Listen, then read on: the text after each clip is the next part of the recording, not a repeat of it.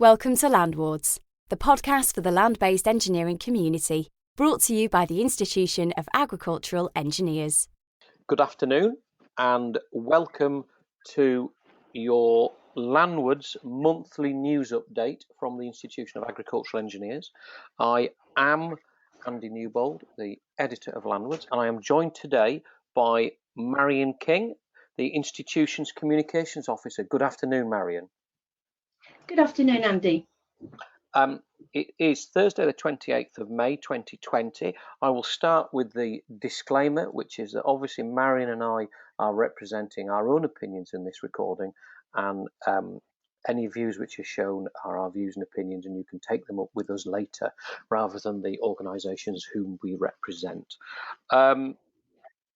What we're going to do today is we're going to have a chat through some of the latest news headlines, and really what Marion and I have done is reviewed the news which will appear in the IAgrE's monthly business news email for May 2020, and just have a little bit more depth and insight than perhaps you see on the page when you get the email.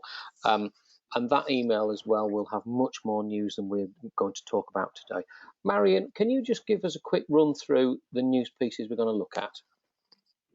Yes, we're going to have a look at the news that the hands-free hectare project has completed its first drilling operation.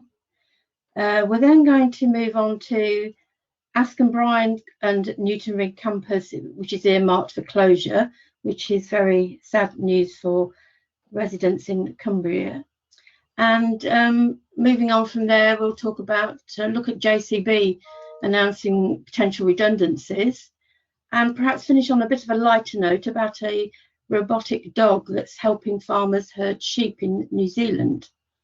So if I go back to the first story about the exciting hands-free hectare project, my question to start you off on this one, Andy, is to sort of have a think about the actual commercialization of this, and think about, is this something that's going to happen in the next 5 to 10 years, or are we looking at more in the future before we can see this kind of technology at work on the farms near us?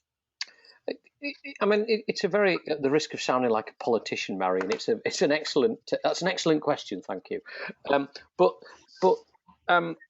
know, my take on the hands-free farm project, as it now is, as the evolution of the original hands-free hectare, is that it's an exemplar to prove a point, which is that if you eliminate the man or the woman from the tractor seat, and the technology goes about its task of planting and growing and harvesting the crop without having someone in the seat, things can be done in different ways. So historically, we've got bigger and bigger tractors, wider and wider machines, going faster and faster, because economics dictate that larger units are more profitable. However, it doesn't necessarily take account of typical farm sizes or labour profiles which are available at certain times of the year.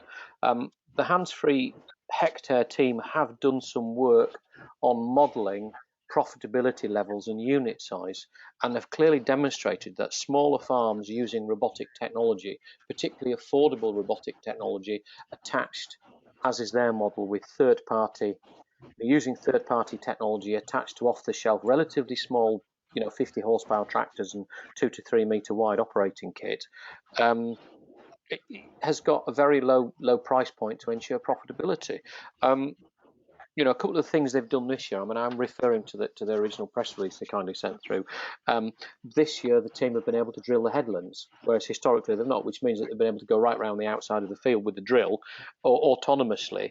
And while there have been a few teething troubles, that's the sort of job traditionally which would require a lot of the operator's skill. So you can see how the technology is moving forward. I mean, to go back to your original question in a slightly waffly way, I think we will see elements which are coming out of the hands-free farm project earlier on farm than some other elements. The technology is there. The technology is being proven now. And there are lots there. We're talking about farming and the public adopting the idea that they're quite happy with autonomous vehicles operating, on the edge of footpaths in the countryside, and those are almost I hesitate to use the word theological, but those are almost arguments which are wider than the technology. My view is the technology is proven. It's not necessarily commercialised, but it's there and it's working. And the point of the hands-free farm project is to demonstrate and to show with a rotation, with a commercially sized unit, what can be done and costed accordingly. So it's coming. How close it is on the horizon, I don't know, and I perceive there may be some obstacles in the way, but thus it ever was with innovation and technology. That's a guarded thumbs up from Andy Newbold, if you weren't listening, by the way. Thank you for that, Andy. So if we move on to the next topic, this is about the very sad news, the serious news for the region of Cumbria, where in fact you actually live, Andy, that the Newton Rigg campus is earmarked for closure in July next year. I imagine this is going to be quite a big blow to the community, Andy. Yeah, it is. Going to Newton Rigg has been I'm not going to say a default setting, but for an awful lot of young people wanting to pursue a career in agriculture and the land-based industries who are based in Cumbria and the surrounding counties, it would be a default choice. It would be the place you would go. And I noticed they do, from an agricultural engineering perspective, Newton Rigg offer level 2 and level 3 apprenticeships in land-based engineering. So, the regional and local ag engineering community are going to have to look elsewhere for their service technicians and development engineers of the future. There's a bit of deja vu as well, in that once upon a time, Newton Rigg was a standalone college. Then it became part of the University College of Central Lancashire, UCLA as it was known. And they conducted something like a strategic review, I'm going to say 15, 18 years ago, which pointed out that the University of Central Lancashire didn't need 2 agricultural colleges because they also had Myerscough in Lancashire, at which point Newton Rigg became part of Cumbria. So that there's a degree of irony that Cumbria have conducted an independent review to look at the viability of the Newton Rigg campus and come back saying it's not. And I think for anyone in Cumbrian agriculture, they'll be going, we've been here before. It's not good, it's a problem. And my view is that this level of vocational training should be happening in the locality, and that Cumbria needs an FE college focused on agriculture and land-based industries. There you go. Okay, thank you. Again, another not a very nice story, the fact that JCB is making announcements that it's going to be forced to make redundancies due to the economic situation that it finds itself in, as I'm sure, unfortunately, many other manufacturing companies are going to be struggling with as well. I was just wondering whether, it tends to be, if you read the news stories, it tends to have a very much of a construction focus. I just wondered, how far do you think this, or how deeply do you feel this is going to affect the agricultural industry? I think, probably alluding to my earlier comment and the conversation, I think it's probably a bit too early to say, really.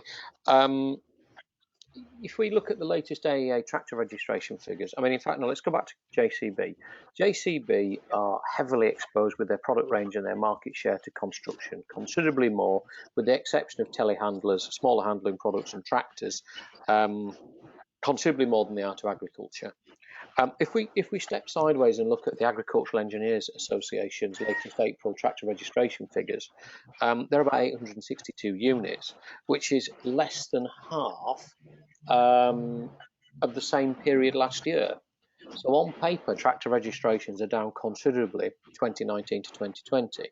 What those figures from the AEA don't necessarily show, without a little bit of interpretation, is that an awful lot of tractors were registered before the original Brexit deadline last year and bought by customers because there was a perception, at least, and a thought in the trade that a hard Brexit would possibly stop tractors coming into the UK. So if you needed to buy a tractor, you needed to buy one last year. So irrespective of COVID, irrespective of coronavirus, tractor registrations would have been considerably down this year because of the bump, because of the massive surge of tractor registrations last year because of Brexit. It's too early to tell whether ag machinery sales and the supply chain are being long-term adversely affected. Again, going back to the April figures, lots of tractor factories across Europe shut down because of coronavirus in March, and have been coming back on stream probably from the start of May onwards. So Agco's massive factory in Beauvais was closed. The Fendt factory was closed. Who else was closed? Several other manufacturers were closed in Europe because, so if you'd ordered a tractor in April this year, you might not have been able to actually get it because it couldn't be built.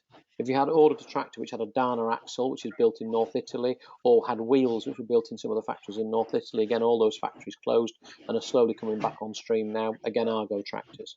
So across the piece, there could have been more tractor registrations in the UK, but only if the tractors were available.